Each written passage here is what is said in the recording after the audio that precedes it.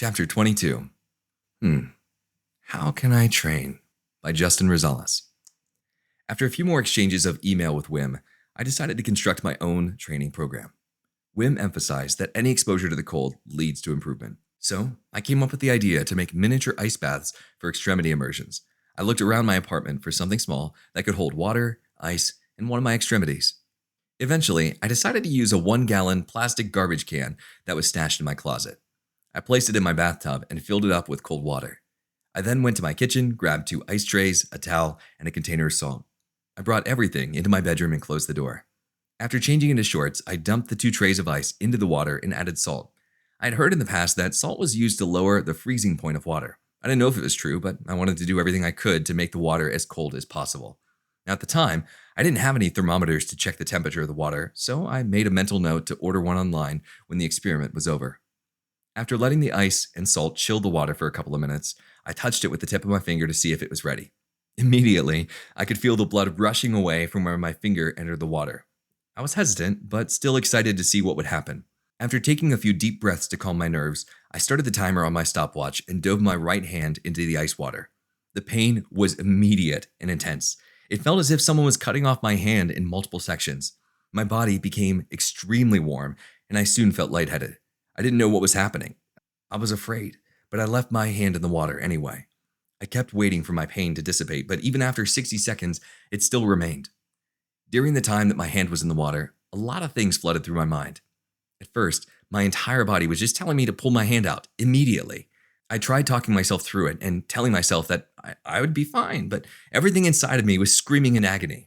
I was afraid that I was going to do damage, but then I remembered that I never heard of someone losing his or her finger after a couple of minutes of cold water exposure, and I doubted I would be the first. So I continued to fight through the pain.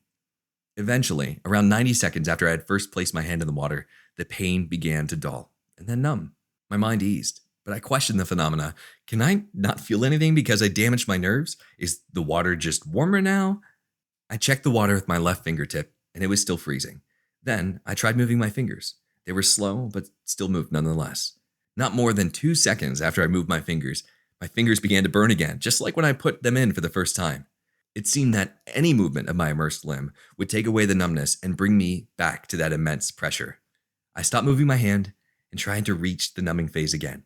After another 20 seconds of biting my lip, the pressure finally eased away. But about a minute later, something else happened. I began feeling a tingling at my fingertips. It didn't feel like pain, it was just unpleasant. I guess you could say the feeling was comparable to when your hand or foot falls asleep. This sensation frightened me. I hadn't gone into detail with Wim about what I was supposed to experience, so I pulled my hand out. For my first exposure, my hand was immersed for 3 minutes and 7 seconds. It seemed like a long time, but I had nothing to compare it to. After drying off my right hand, I sunk my left hand into the water, and the same thing happened as before. The pain came, then the numbness, and then the tingling. I pulled my left hand out at 1 minute and 30 seconds. I blamed my inability to keep my left hand in as long as my right hand on my right-handedness. I assumed the vascular system in my right hand was stronger since I had used it more. When I had finished putting away all the things that I used for my test run, I got online and ordered 2 thermometers. The first one I ordered was a digital cooking thermometer that measured temperatures from 10 degrees Fahrenheit to 250 degrees Fahrenheit, which is negative 12.2 degrees Celsius to 121.1 degrees Celsius, all through using a metal rod that was inserted into the water. The second was an infrared thermometer that can measure the air and skin temperature. I figured if I was going to be serious about training, I might as well document my experiments and watch my data change over time. And for that reason, I placed my extremity immersions on hold until my thermometers arrived. A few days later, the first snow of the season fell. We received several inches, and it whited out the State College area. Ever since I had watched Wim's interview video, I had started trying to implement one of Wim's philosophies into my life. And this is what I remembered. If you want to withstand the cold, you must learn to enjoy it. Learn to like the cold. We've taught our bodies to avoid the cold and to put on a jacket when we feel uncomfortable. We are taught that the cold can get us sick, so we try to evade it at all costs. It's important to do away with this habitual aversion and learn to enjoy it. With this state of mind, you can begin to benefit from the cold and enjoy adapting to it. When I first woke up and saw the snow outside, I came up with the idea to go out during the evening and walk barefooted through the snow in a nearby park. Before I did so, I wanted to ask Wim for his advice. Before leaving for class that morning, I sent Wim the following email. Hello, Wim. As I train more and more, I find myself questioning the best way to possibly go about it. Later on tonight, I plan on going for a walk in the snow. We just had snowfall for the first time this season, so I plan on walking to a nearby park in sandals, a t-shirt, and shorts. Once I get there, I'm going to take off my sandals and walk barefooted through the snow. One of my questions is, would it be better to walk around with a shirt on or shirt off? In a lot of your videos, you're only wearing shorts. Should I do the same? I'll probably wear a hat because I have short hair and I lose a lot of heat through my head, but should I go without a shirt? Justin. P.S. Sorry to bother you again. Wim's response was sitting in my inbox by the time I got home from class. Hi, Justin. First of all, you're not bothering me. By the time I was 17, I had been attracted to esoteric disciplines for years. When the first snow fell, I went out with new energy. It was childish simplicity. My mind was empty. The snow showed itself to be strong and good enough to run in, wearing only shorts. I ran around in the untrodden snow in a wide circle for over an hour. It looked and felt like magic. There was no pain in my extremities whatsoever. But when I got back into the house where the heat was, my feet began to feel immense pain. The veins had adapted themselves to the cold, soft surface outside. And once inside, they had a hard time readapting to the heat. That pain is caused when blood is forced through the closed veins. Your body and mind will learn how to overcome it. Your determination and conviction should be positive and strong. Never force your body to go past its pain threshold. Listen to what your body is telling you. It is your teacher and guide. It's an intrinsic function, so use it. When you go out, go without a t-shirt and at least partially barefooted. Greetings, Wim. I decided to wait for the sun to set before beginning my adventure. I didn't want to draw any attention to myself. Before leaving the house, I grabbed my backpack and began putting things inside. I packed a towel, 2 pairs of socks, a hoodie, my wallet, and my phone. My attire consisted of shorts, socks, sandals, sweatpants, a long sleeve shirt, and a hat. My computer told me that the temperature outside was 29 degrees Fahrenheit, negative 1.6 degrees Celsius. The snow was still falling when I left my home. The sidewalks and roads were covered as the white powder stuck to the ground. In an attempt to stay warm, I immediately began jogging as soon as I stepped off my front porch. After 5 minutes of trotting through the snow, I realized that my feet might be in danger. The socks and sandals weren't doing much to protect my feet from the chilling cold, and I began to worry. My feet were already burning, and I hadn't even run barefoot yet. With each step, it felt like I was walking on needles. When I got to the park, I ran to the closest bench and sat down. I took off my socks and pressed my feet between my hands in an attempt to warm them. It didn't do much. So I pulled off my wet socks, opened my bag, withdrew my other 2 pairs of dry socks, and put them on. But even that didn't help. My feet were still freezing. Being in the middle of a secluded park with no one around, I felt helpless. I considered calling one of my friends to pick me up, but I didn't want him to find me like this and ask questions. My mind started to race. I imagined getting frostbite on my feet and having to amputate my toes. I was beginning to think that I would never become like the Iceman. Now, despite the new pairs of dry socks, I began to lose feeling in my toes. And in my last attempt to warm up my feet, I pulled out my towel and wrapped it around them. Suddenly, I noticed a light shining from somewhere below in the snow and quickly realized it was my phone. It must have fallen out when I pulled my towel out of the backpack. I reached down and tried to get all of the snow out of the buttons. It was soaked and the power had turned off. I couldn't get it back on. Great, I thought. Now, even if I need to get a hold of someone to come pick me up, I can't because my phone's broken. At this point, all I wanted to do was just get back to my house and warm up my feet. The only choice I had was to run back through all the snow in my sandals, in socks, and hope that I could make it home before my feet froze off. I packed up my towel, put on my sandals, and started jogging. 20 minutes had passed from the time that I had first entered the park, and in that amount of time, another half an inch of snow had fallen onto the ground. I was hoping to run in the footsteps that I had made on the jog up, but they were already refilling with snow. Also, since I was running downhill this time, my stride just wasn't the same. Every few steps, I would slide, shoving the snow deeper into my sandals. After 5 minutes of running, I realized a new sensation in my feet. For the past half hour, I hadn't felt anything. They were numb. Now, there was this sharp, burning sensation spreading across the soles of my feet. Assuming that they were on the verge of frostbite, I concluded that I needed to find a place, just any place, to warm them up immediately. Luckily, there was a Burger King a couple hundred yards away. I pressed on, harder, motivated to escape the frigid weather as fast as possible. Within a couple minutes, I finally entered the heated Burger King.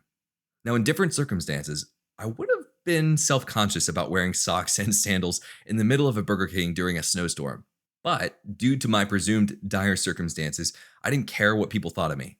Many stared, but I ignored their looks and just found a quiet place in the corner to sit. However, I I did feel bad using the warmth of the Burger King without purchasing any food, so I stood back up and ordered a coffee from the cashier. When the coffee was ready, I returned to my table where I could be left alone and take the weight off my feet. I pulled off my soaked socks and placed them on the bench beside me. I pressed my feet together, trying to warm them back up. The burning sensation that I was feeling was consistent until that point, but after pressing my feet together, that burning sensation spread and grew more intense. My feet felt like they were going to explode from the inside out. The pain lasted for minutes, making it extremely hard for me to maintain my focus. I gritted my teeth and attempted to look normal so that people around me just wouldn't notice how much pain I was in. But there's nothing normal about a barefooted man in a restaurant in the middle of winter. I felt dizzy and wanted to put my head down. However, I was worried that the restaurant would call the police if they thought I was sleeping. So, I kept my head up and fought through the nausea. A lot of things were going through my mind while I waited for the pain to dissipate. Most of it, honestly, was imagining what it would be like to live a life without feet. I also considered how upset my parents would be if they knew what I had done. My most prominent thought, however, was how I had failed to do what the Iceman had considered as easy. My feet hadn't adapted to the cold at all. They suffered consistently. After 45 minutes of sitting in the corner of Burger King, I began to feel extremely awkward, and the pain, thankfully, was finally beginning to lessen in intensity. I decided to suck it up and just try to make it the remainder of the way home. It was a 7-minute jog from Burger King to my house, and it looked like another inch had fallen since I first walked in. I was worried and hesitant, but I continued to tell myself that it was almost over. Soon, I would be out of the cold for the night. I took a deep breath, tightened the straps on my backpack, pushed the front doors of Burger King open, and just began sprinting. I felt the familiar chill in my feet as I pressed through the snow. It was very slippery, extremely hard to keep my balance. Several times I actually slipped and landed on my hands and knees. My body was covered in snow and my feet burned. I just wanted to escape it all. Out of breath and discouraged, I finally made it to my house. I threw my backpack on the couch, stripped off my socks, and staggered into the bathroom. After turning on the lukewarm water, I stepped into the tub and waited. And when the water touched my feet, searing pain surged through my legs. I held onto the shower door to prevent my knees from collapsing. Somehow, even though the water was only lukewarm, it felt like it was boiling my feet. And once again, I took a few deep breaths and just tried to fight through the pain. My feet were yelling at me to get out, but I waited. Eventually, the pain dissipated and my muscles began to relax. After my nerves settled, I lay in my bed and contemplated giving up my goal of becoming the Iceman. It was going to be really hard to like the cold after that episode. Still, I didn't want to be like everyone else who had just one bad experience and turned their backs on it forever. So, I decided to stick with it. The least I could do was give it one more try. Not wanting to end the night with a failure, I rose from my bed and went outside to the front porch. I was wearing 2 pairs of socks and several layers of clothing. Disappointed that I hadn't been able to get any real training in the cold, I tried to find a cold rock near my porch. I planned to attempt the exercise that Wim had explained to me in his email earlier that day. Sadly, there weren't any rocks near my front porch, but I did notice the large metal poles supporting my roof. I lightly touched the poles with my index finger. It was freezing. Excited, I turned on my stopwatch and gripped the pole with both hands. Immediately, I could feel the blood rushing away from my fingertips and moving toward my chest. If my fingers could scream, they would have. Because of my experience with ice water immersion a few days earlier, I knew there would be a point where my hands would adjust. So I continued to fight through the cold. And after 3 minutes of aggravating pain, it finally eased away. First in my right hand, and then my left. I left them there, waiting for the pain to come back. And as soon as they began to ache, 2 minutes later, I pulled them off the pole. And the pain stopped, almost simultaneously. Now that my feet were somewhat healed, I wanted to train them too. With my stumbling fingers, I took off both my socks, pushed the button of my stopwatch, and stepped off my porch into the snow. Now, for the first 2 seconds, I felt fine. But then, the pain began to pour in. I buckled over and grabbed my knees as imaginary daggers stabbed the bottoms of my feet. Despite what I had just experienced in the cold, this felt much worse. It wasn't a dull, numbing pain. It was sharp and unbearable. I couldn't take it anymore. I stopped my watch and stepped down. Frantically, I fumbled with putting my socks back on. I only lasted 7 seconds. 7 seconds? What? It felt like at least 30 seconds. Apparently, the pain had altered my perception of time. I went back inside and laid down in my bed, reflecting on the night's events. My dangerous encounter with the cold had taught me a valuable lesson: to always train in conditions that I could control. I never again wanted to willingly experience being alone in danger and helpless in the cold. From then on, I vowed to be extremely careful with everything that I did in relation to the cold. I would always make sure I only performed tasks that I was confident that I could complete. If I wasn't confident, I would train at lesser intensity or train at different parts of my body until I was confident. Strangely enough, this experience didn't tear me away from the cold, but instead made me much more interested.